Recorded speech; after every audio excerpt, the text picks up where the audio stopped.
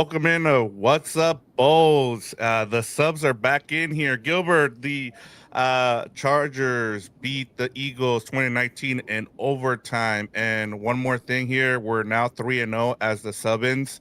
Just letting the people know Yeah, that yeah, we do pretty good when we have to sub in for Fernando and Dan. But a big win here for the Chargers. They're 9-4. Their playoff percentage now to make the playoffs goes up to 78%. Big win for them. Just give me your takeaways here from this. It was a very sloppy game, but the Chargers come out on top. I feel like the defense was the big thing here, the big difference in this game for yeah, both teams. yeah. Let me know if it gets a little noisy out here in the press box of SoFi Stadium, but I think it's Well, okay right now. And look, I get it. I don't want to be here. I'd rather have Fernando and Dan host What's Up Boats. They make the yep, show a lot more livelier than I do. But I'll say this: on a day where Philip Rivers is talking about coming back to play football, why can't I come back to talk about the Chargers? Why can't I yep. be back at my former beat asking Derwin James about Philip Rivers? So, with that being said, yeah, what a big time victory for the Chargers, and it's interesting because that game could have gone so many ways, and I'll give you the behind the scenes as a writer. I'm like writing a story about them potentially losing and having to, have like this duel with Philip Rivers for the seventh seed, but then they won, and it's all like, oh crap, they're actually still in the race for the AFC West. They could still maybe catch up to the Broncos 4 games ago. So that was a big time performance that kind of just boosted this team's playoff chances. And not just that, Victor. I honestly think the story is when the game is ugly, when it's just like you're being counted out, you got injuries left and right, you got one good hand, you're one good hand for Philip Rivers, and you have a lead, and then you go into overtime, and here comes Cam Hart, speaking about hands, reaching out and getting that tip pass for Tony Jefferson, a San Diego native, that ageless wonder Tony Jefferson, overtime seals the victory. So to me, man, every time we count out the Chargers because injuries occur, all these big bad injuries, it's football, injuries occur, they tend to have an answer. And one more note before I know I like to go on tangents. When the Eagles win in ugly fashion, there's a lot of crying. Oh, where's the football? What can I get? What can I get mine? What can I be involved with the Chargers? People are excited. They won the game. Is a lively locker room. Nobody gives a hoot about how they win. Nobody cares about style points, and that's why they brought in Jim Harbaugh, because they win games regardless of how it looks on the field. Yeah, you have Delta Shark 3 says Chargers are now 3-0 in primetime games when Gilberto attends. So Come there you on. go. I don't know where that curse has gone now, Gilbert. Shout out to Dad. I'm sure he's somewhere screaming here. You're still a curse, Gilberto. I don't know, Um, man. 3-0 is a good record. He might be liking me now. You might be friends yeah. out of nowhere. Yeah, and I have to give the defense a lot of props here. You force 4 interceptions. You make Jalen Hurts turn the ball over 5 times, including twice in one play. It seemed like, and the defense. I know it's been up and down this season, but when they needed them the most here, they came up big, and they needed the defense here, Gilbert, because Justin Herbert just got continue to get killed in this game. He was sacked 7 times. He was pressured on 68% of his dropbacks. He was 6 of 14 for 112 yards and an interception when he was pressured. And the thing is the Eagles don't even like to blitz. So a lot of this came on 4-man fronts. And so I know a lot of people in the comments are just like shitting on the offensive line, and rightfully so.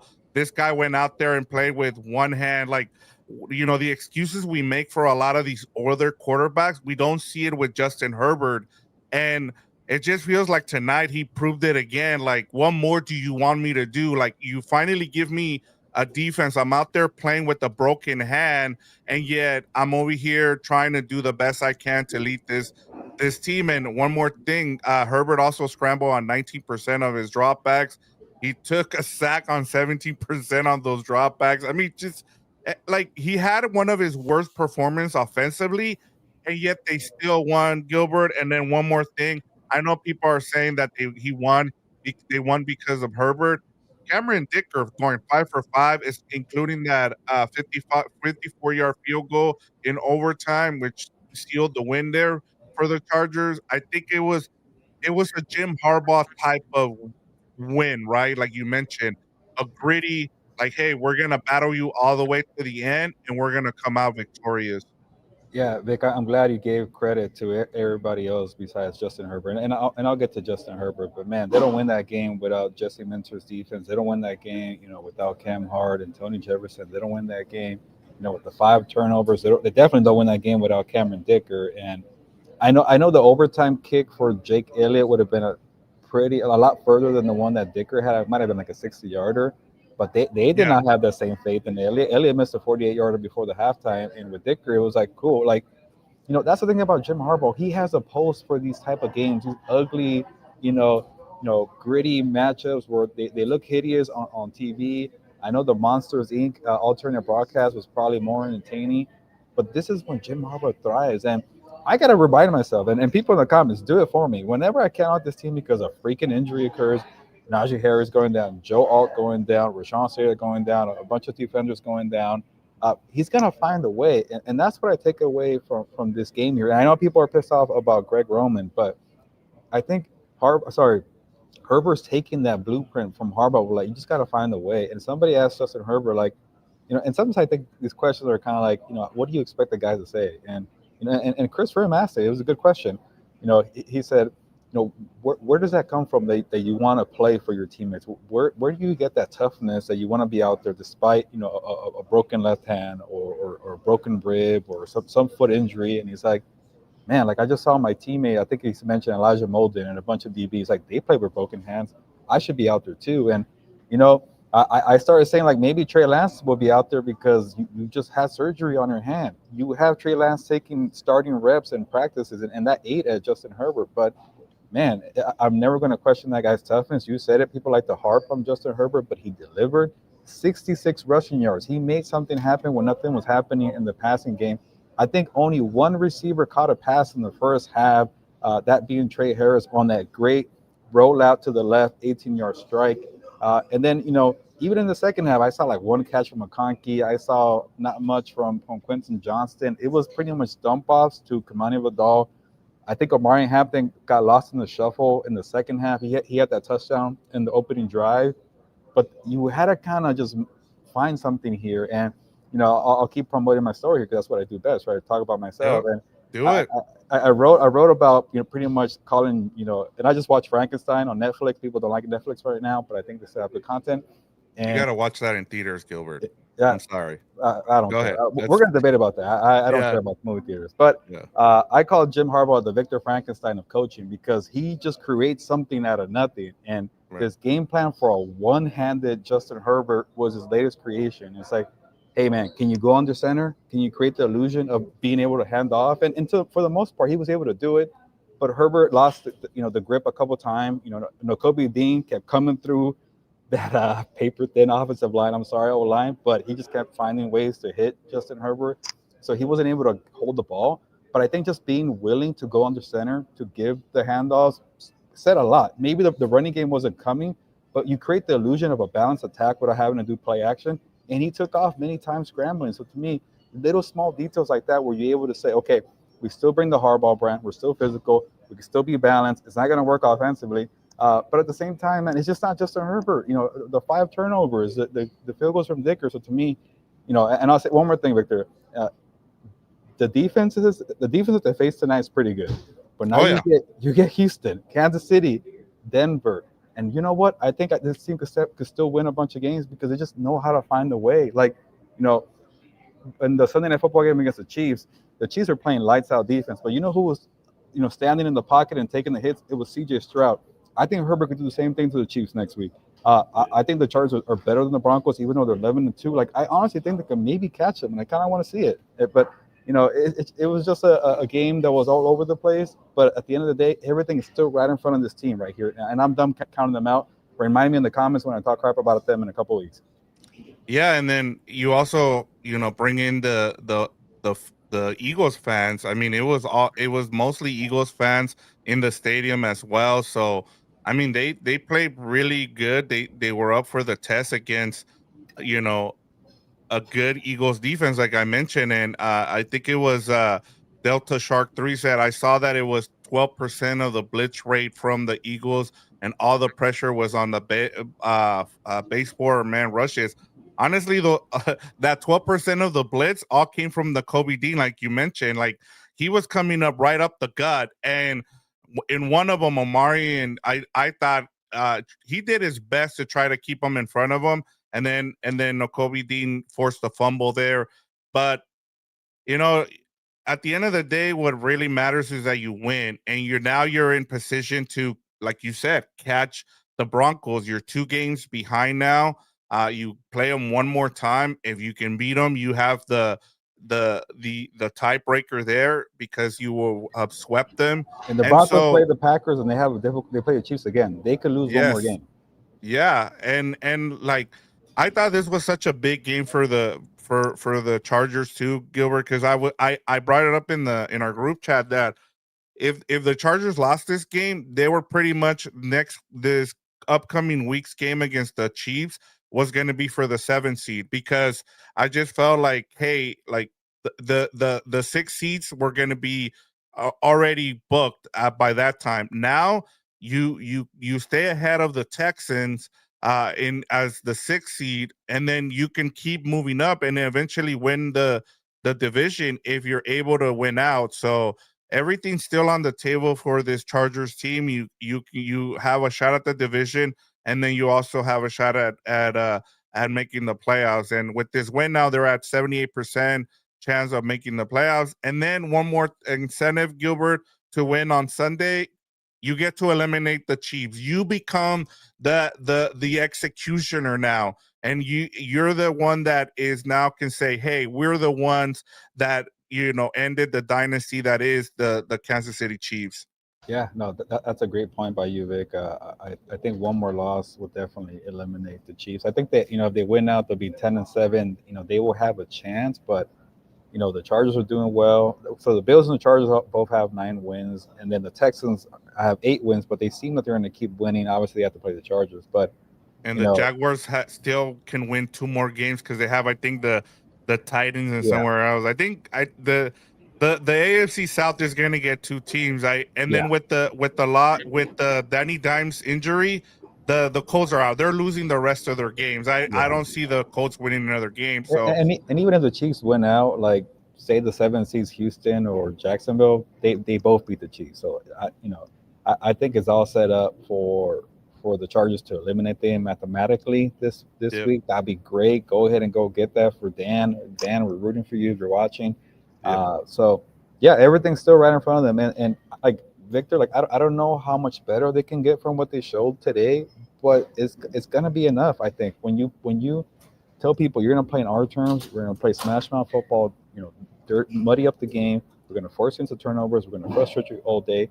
That could be enough. And honestly, like you know, having to face Houston and Kansas City and Denver, and I'll throw in Dallas too. I think Dallas still has some respect, but like that's a murderer's row, especially for those 3 defenses. And I give Jim Harbaugh a chance because he knows how to play that style. He might not have the same horses on his team, but man, he just knows how to find the way. And I think that's why they pay him the big bucks. I get it. People are frustrated with Greg Roman. They want him out. But we got to look at the situation. Injuries occurred. And one positive, I think, from the Amari Hampton injury, Kamani Vidal, or Vidal, I forgot already. Sorry. Yeah, Kamani, I Fidel forgot. or some. Yeah, I forgot. same. He carved out a role for himself. And Yep. now with having Hampton back, you could tell that's what Harbaugh wanted to do, have this 2-man rushing attack.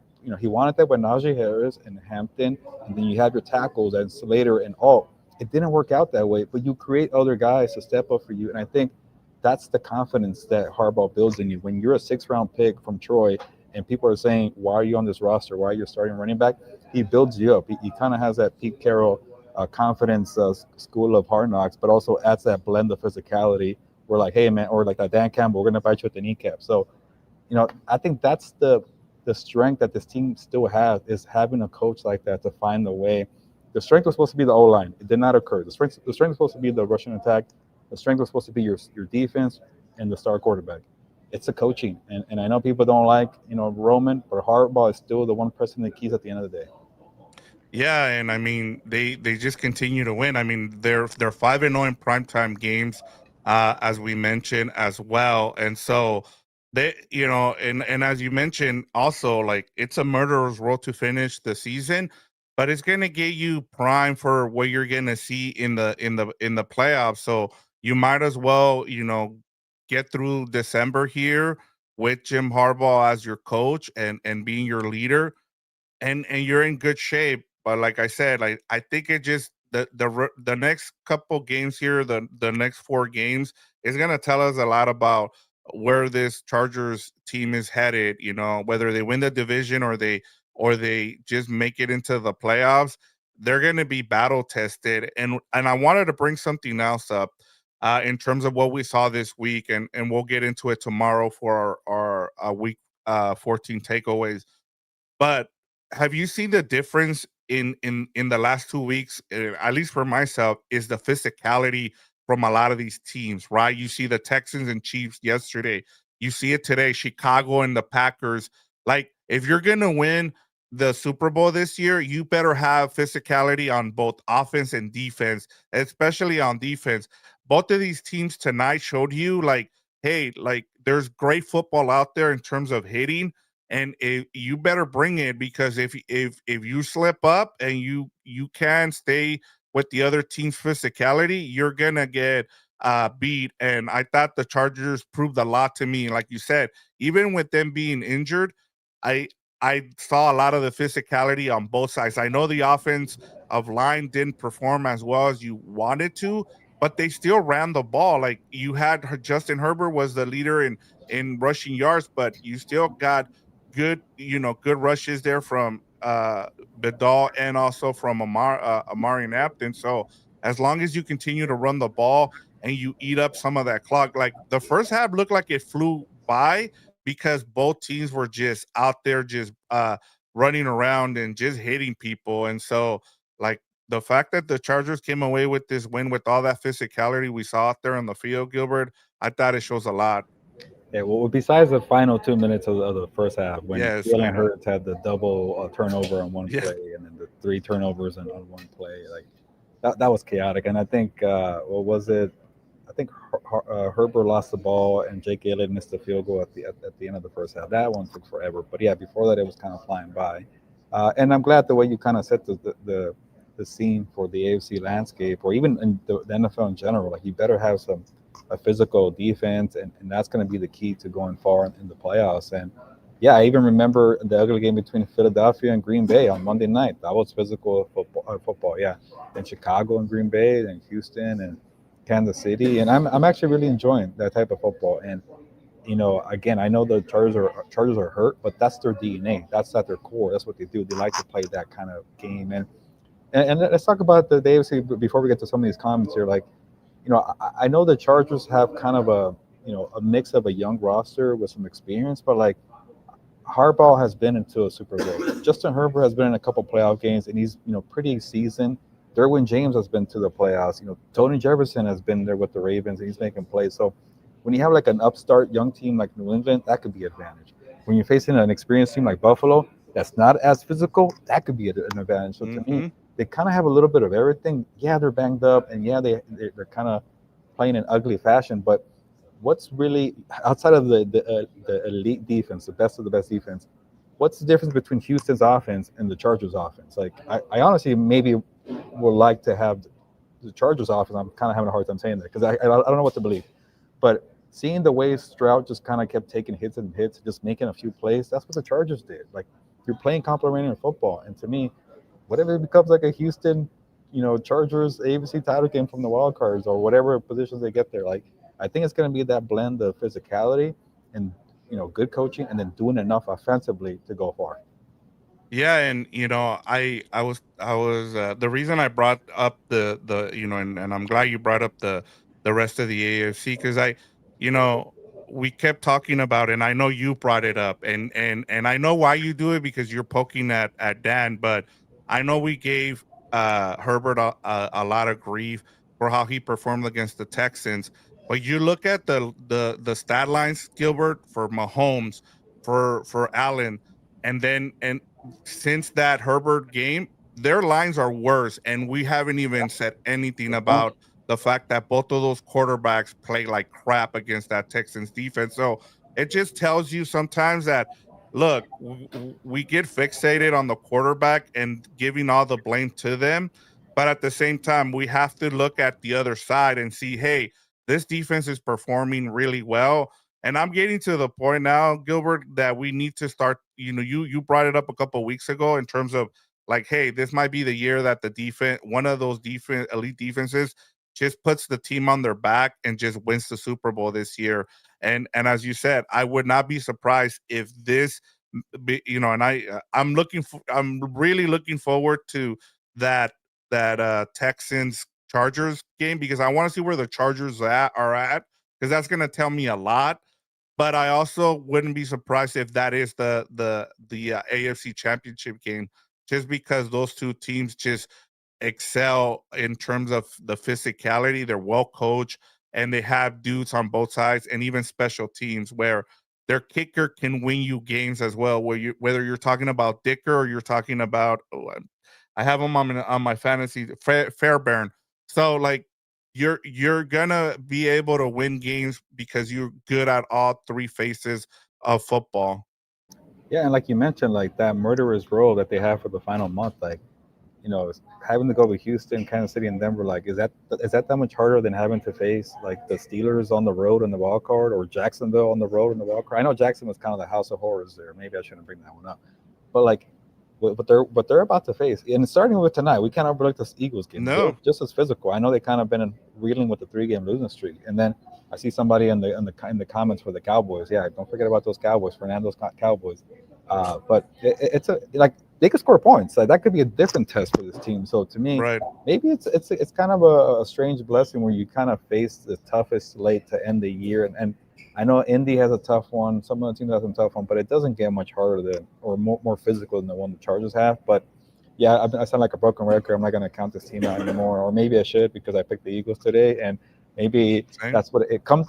Pick against the Chargers, come to the primetime game, Yep. and it works out. But Victor, you want to acknowledge some of these comments here and to Yeah, I end the mean, show? Go ahead. as always, Jorge Rodriguez is up in here, letting us know. He was asking, is this the best Monday night game of the year? He says he thinks so. I don't know about that. In terms of like, if you're just a football guy, I would say so. But it's just like one of my pet peeves this year has been that a lot of these primetime games haven't been good, but the last 2 weeks, I got to shut my mouth because the Yeah. last 2 weeks have been pretty good. Yeah, I just can't get over how ugly the first 3 quarters were. It was very dramatic in the fourth and overtime. We hadn't even brought this up. I can't believe there was a neutral zone infraction from the Chargers to give new life to Philadelphia. Like, people are probably going to lose their minds if the Chargers Yeah. lost that game on that play. But so much occurred from the Saquon Barkley touchdown to the kicker field goal. Devontae Smith getting that big time play. I want to say on 3rd and 16 for That was 28 yards. Jalen Hurts' best throw of the night, Yeah, and it came in clutch. and even that fourth interception wasn't really on him. It was just a great play from Cam Hart. So it was just a lot of plays to hold his credit. I just couldn't get over the first 3 quarters, especially the final 5 minutes of the first half. It was pretty ugly. But hey, it was dramatic. Playoff implications were on the line for 2 different conferences. Like I've been because I got the Chargers tonight for my assignment. I haven't really focused on what that means for the Eagles losing. They might be the 7th seed, or they might not even be in the playoffs after what happened. So there was so much Uh, at stake. I will tell you this, Gilbert. One of the I thought the streak of a different division winner in the NFC East was over. But they kind of just let the door open for the Cowboys to sneak in there and win Yeah, that division out. And like you said, not make the division. I mean, not win it. So maybe I forget that the we Eagles are saw the still. downfall. Remember, Yeah, Gilbert, and I'll bring this up, and this will be the last thing with the Eagles. Remember that the 2 years ago when they went on that landslide, they were gonna win that division by like 5 games, and all of a sudden the Cowboys snuck in and won that division. So it's yeah. just something to keep in mind as we finish out the last 4 games of the season there in the NFC. Yeah, I just looked at the NFC playoff picture. I totally forgot that they're still leading the NFC East. Like, if say they weren't in that position, they would have been probably outside the playoff picture, because they're in the crappy division right now. But hey, they're only 2 games ahead of. I forget what the tie, but they do play the Commanders twice. They do play the Yep. Raiders, so they could definitely hold it Oh down. yeah. But there's still a lot of football to be played, and yeah, and then like you mentioned, I was really satisfied with what I saw from Texans and the Chiefs. I know Packers Bears wasn't a primetime game, but it was a 125 game, so it's been some good football this week. Yeah, I'm with you. And then we got the cheese eating bastard here. He's in here while Dan and Fernando are not here. He says Chargers have a long way to go. They'll see them making the playoffs. And he says SI swim editor without a hat on. Nice. Hey, Cut believe it or G. not, cheese eating bastard. By the way, the Packers are the #1 team on power rankings. I don't know if that answers your question, Jorge. I don't have a favorite team. I just kind of, get on the bandwagon of teams that win. But it takes a lot of work to get my hair like this, so that's why I usually wear a hat. So thank you for noticing. He says Herbert is a dog. Take him over any QB in the NFL. That's why the guys fight for wins for him. That is Yeah, St. a lot of Louis respect, man. Mark. Yeah, big time respect today. Yeah, and I just want to acknowledge the rest of the people on here. I know we're sorry the guys couldn't make it today, and you're stuck with us. But I just want to give a shout out to Joseph Miranda. He was on here like way before I hopped on and started working on the rundown here in terms of getting the show prepped.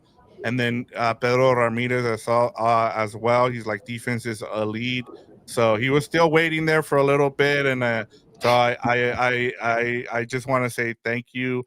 We had Angel on here as well. He was like, "Is Dan back at from Camp Rock?" He is not back from. Well, maybe he's been back from Camp Yeah, Rock. he's been doing some Well, stuff. He's vacationing for a little bit. yeah, he's on vacation, and then one more from Angel. He says, "Tell Fernando and Eric to take it easy at the Hong Kong tonight." So, Yeah, I just saw uh, Eric take off not too long ago, so hopefully, yeah, he's he's on safe. his way to Hong Kong Yeah, there. So, and I want to acknowledge everybody. You got Jason Brano here. Bring in Dan. He celebrated long enough. So, hey, maybe we need to do these. We need to sub in a little more. They are 3-0 when we sub in here for the guys. So, I just want to give a shout out to everybody here in the comments. Uh, yeah, I mean it's been awesome to see, and you guys have a really good team. So continue to support 5-0 the in prime channel time. here with what's up, That's Bolts. impressive. 5-0 in prime time. I forgot that I even jumped on for that Steelers game when I was doing it from home. So yeah, Yep. when there's the nights the lights are out for the nighttime game, this team tends to show up. Yeah, yeah, and and we'll we'll see when the guys are back. We'll let you guys know. But we are back. Gilbert and I will be back tomorrow for our week 14 takeaways, our Tuesday show. We couldn't do the show today, our Lunes live, because the guys were on assignment. So, but we'll be back with more content tomorrow, Gilbert. But a big win for the Chargers now is they're 9-4 now, and their chances of making the playoff has gone up to 78%. So, Not bad. and yep, and 2 games behind the Broncos with the chance to take the division, Gilbert, with 4 games to go. Yeah, I can't believe I wrote 400 or 500 words about if the Chargers were to lose that game, how the 7th seed is going to come down to one-handed Herbert and 44-year-old Philip Rivers. Like, I can't believe that was a point in time Yeah. when there was a neutral zone infraction and they're probably going to blow that game. And no, and now they're here. We're talking about them winning the AFC West and going far in the playoffs. That's how things really change in the NFL. So, wild game here, Vic.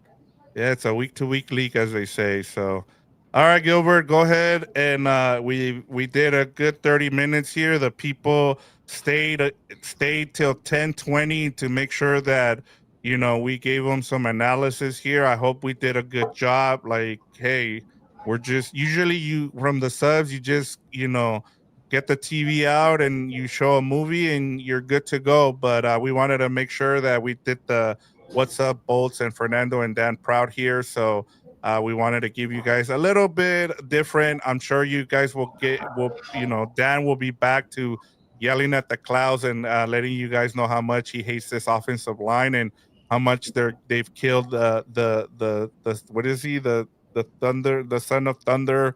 And so yeah, can't wait for you guys to get Dan and Fernando back. But hey, hopefully you guys liked us enough to stay, and we had enough people on here. So yeah, Gilbert, let's get out of here. Yeah. You got to get home. You got to leave SoFi. You got to do hopefully you don't run into the issue that Fernando ran into a couple of weeks back. Get home safely, please.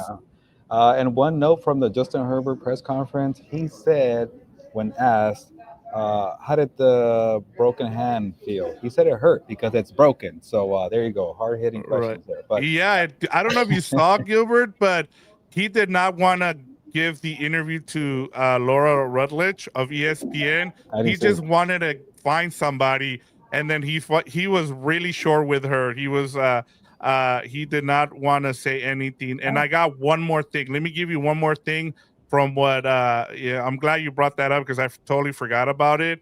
What Jim Harbaugh said. He said he put this win in the conversation with the birth of his Oh yeah, children and his marriage, Gilbert. So there you go. That's yeah. how big this win was for And Jim then Harbaugh. Herbert was obviously asked about this being up there with the birth of one of his kids, and he's like, he likes football, so can we stop getting into this stuff? So I like keeping it honest, Herbert, and not messing around. So he's a tough guy, tough SOB. But on that note, nos vamos pues 5-0